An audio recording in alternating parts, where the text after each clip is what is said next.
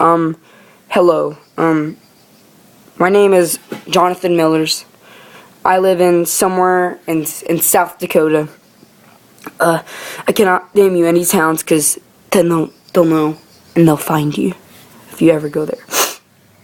And this town is a really small town.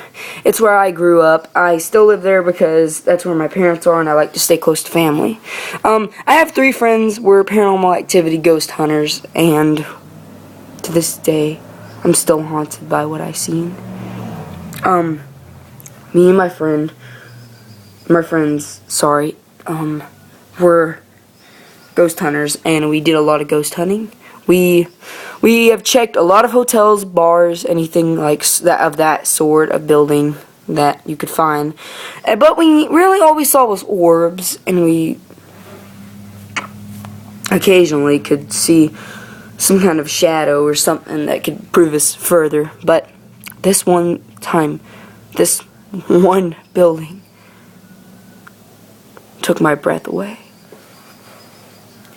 It's an old asylum about maybe like 5 miles away from my town. But I never really heard about it though. It was just out there, like stranded. But did I ever tell you my age? In case you hear my voice, I'm kind of 17 or somewhere around my late 18s. I can't tell by now. I think I'm going insane. Let me move further. As we were getting out of my friend's Chevy, we pulled up about 400 yards from the building itself, and we got out. We started walking towards the building, and we were greeted at the very front with the window, the kind of long, skinny windows that stand next to the door. Yeah, we were greeted by it, but it was all scratched up, and it had like graffiti scratched into it, different words like weird Walter lives, crap like that. Bunch of stuff like that. We all know that there was no one named Walter because we had checked a medical book from the new hospital, from that old mental hospital, and we found no names of any Walter. So we went in. And we traveled inside, and there was it looked like a normal lobby with some columns in the very middle of the room that led up to the sign-in. Like, you know, where you sign in and you put your name down, you tell what patient you're going to visit. And this is when the hellish part takes place. We found 2 large doors that led into a long down hall. Now, you see those pictures on YouTube of rundown asylums that are all broken down. Yeah, it was just like that. But it was different, though. So much different. There was a different feeling to it. Like hellish, devilish. Like someone was breathing fire onto your body. Like small sparks. It was very, very unsettling, but we had to we thought it was normal because of the climate in the building, but it wasn't, surely enough. As we headed further into the house, this mental hospital, we headed into the hall, and this is where it gets disturbing. Out of nowhere, a wheelchair rolls out of room 156. Yeah, I've got it written down on paper right here. Wrote everything down, but I still haven't been able to get a hold of the cops. That's why I think I'm pretty much screwed right now. And we went in, and this wheelchair just came out of room 156 like nothing. So, we went further into the building, and whenever we passed room 156, none other but me out of the group saw it.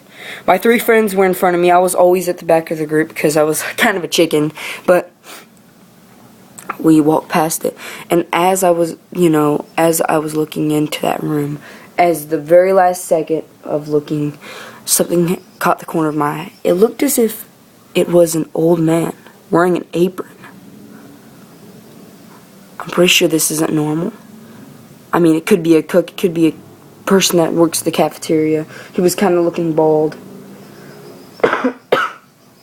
Excuse me. Well, he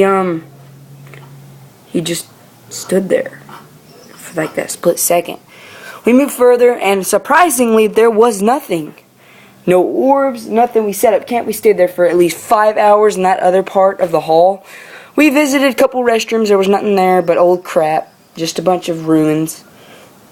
We searched the actual sign-in room.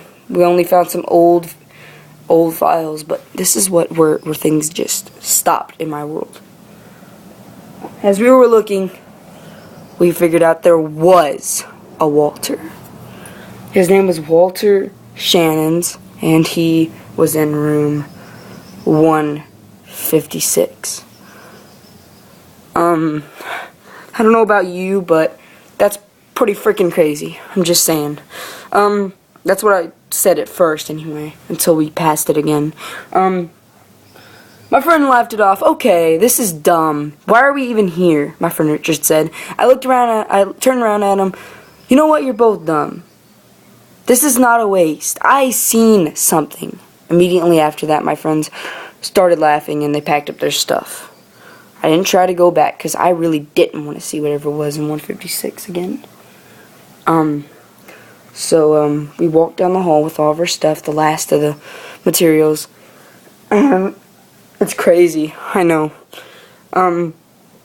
As I was passing room 156, I looked over, and there, from the wired core from that light bulb, from that wire, was a man hanging.